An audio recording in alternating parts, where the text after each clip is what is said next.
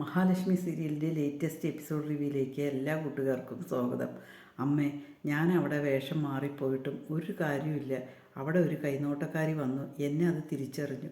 അവിടെയുള്ള കൂടിയവരുള്ളവരെല്ലാവരും എന്നെ പെരുമാറി, എൻ്റെ നടുവ് അങ്ങനെ ഒടിഞ്ഞു പോയി എന്ന് പറഞ്ഞിട്ട് പ്രതാപ് മുത്തശ്ശിയോട് ഇങ്ങനെ പറഞ്ഞ് കരയാണ് കേട്ടോ.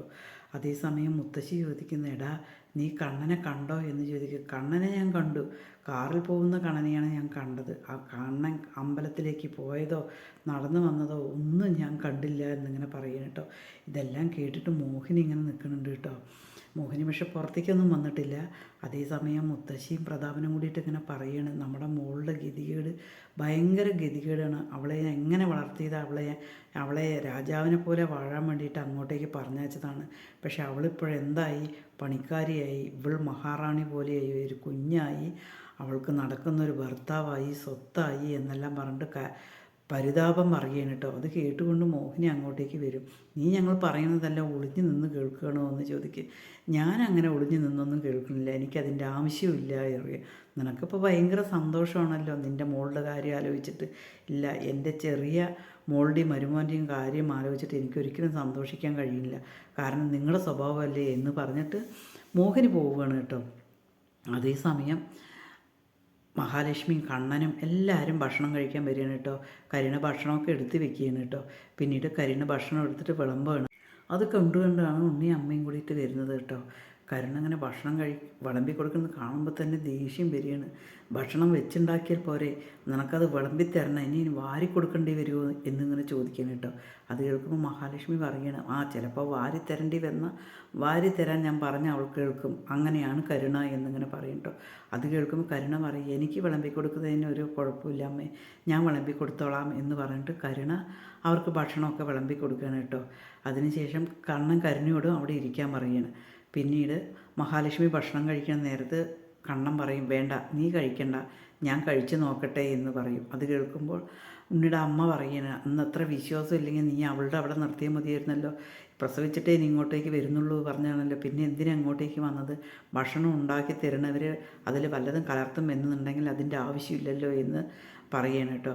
അത് കേൾക്കുമ്പോൾ ഉണ്ണി പറയുന്നുണ്ട്, എൻ്റെ ഭാര്യ ഇവിടെ എനിക്ക് ശമ്പളം തരുന്നതിന് കഷ്ടപ്പെടുത്തുകയാണോ എന്ന് ചോദിക്കുമ്പോൾ കണ്ണൻ പറയണ്ട, അതേടാ നിനക്ക് ശമ്പളം തരുന്നതിൻ്റെ അതിന് പകരം തന്നെയാണ്. പക്ഷേ ഒരാളുടെ പണിയെടുത്ത ശമ്പളം അല്ലല്ലോ നിനക്ക് തരുന്നത്, 3 ആളുടെ ശമ്പളം തരുന്നുണ്ടല്ലോ എന്നെല്ലാം പറയണം കേട്ടോ.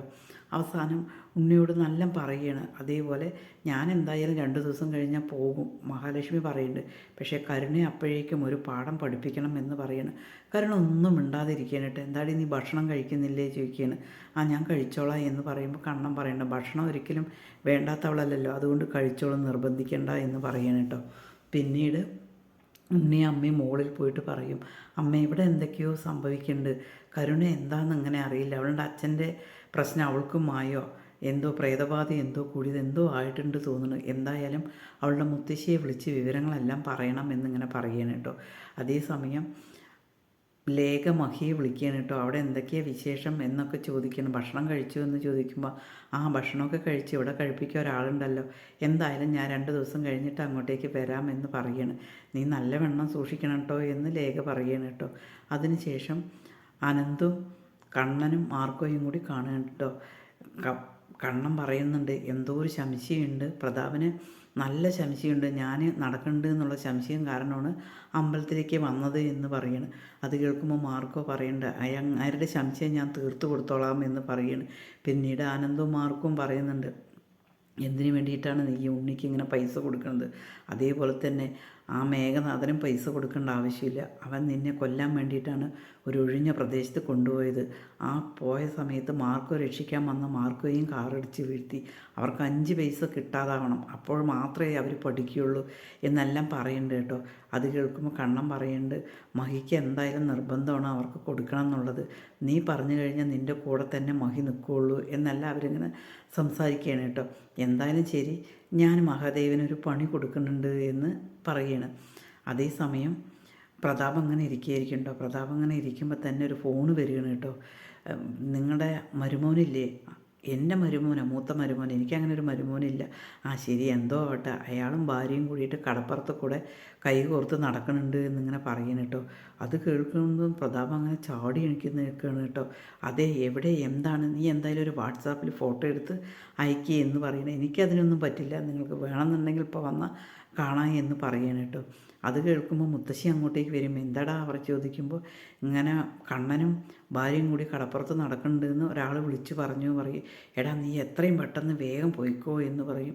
ആ കാഴ്ച എനിക്ക് കാണാൻ പറ്റില്ല അമ്മേ. എൻ്റെ മോളാണെങ്കിൽ കഷ്ടപ്പെട്ട് അവിടെ ഗതികെട്ടിട്ട് കിടക്കുകയാണ്, ഇവളാണെങ്കിൽ മഹാറാണിയെ പോലെയും കഴിയുന്നത്. ഞാൻ അവൻ നടക്കുന്ന കാഴ്ച കണ്ട എന്താ ചെയ്യുക എന്ന് ചോദിക്കുമ്പോൾ മുത്തശ്ശി പറയുന്നു, നീ അങ്ങനെ കടലിലോട്ട് പോയിക്കോ, അതിൻ്റെ പിന്നാലെ ഞാനും വരാം എന്ന് പറയണം. നീ എത്രയും പെട്ടെന്ന് പോയി എന്ന് പറഞ്ഞിട്ട് മഹാദേവനെ പറഞ്ഞയക്കുകയാണ് കേട്ടോ. പ്രതാപനെ പറഞ്ഞയക്കുകയാണ് കേട്ടോ. പ്രതാപൻ നേരെ വന്നിട്ട് കടപ്പുറത്ത് കൂടെ ഇങ്ങനെ നടന്നു നോക്കണം. ഇവിടെ ഒന്നും ആരെയും കാണാനില്ലല്ലോ, ഇനി എന്നെ പറഞ്ഞ് പറ്റിച്ചതായിരിക്കുമോ എന്നിങ്ങനെ ചിന്തിക്കുകയാണ് കേട്ടോ. അതേസമയം തിരിച്ച് വരാൻ വേണ്ടി നിൽക്കുമ്പോൾ പെട്ടെന്ന് മാർക്കോ തോള് കൈവയ്ക്കണം കേട്ടോ. മാർക്കോ കണ്ടതും പ്രതാപനാകെ അന്തം വിട്ട് നിൽക്കുകയാണ് കേട്ടോ. എന്ത് ചെയ്യണം എന്നറിയാതെ, ചതിയാണ് എന്നുള്ളത് പ്രതാപൻ മനസ്സിലാക്കി കൊടുക്കുകയാണ്.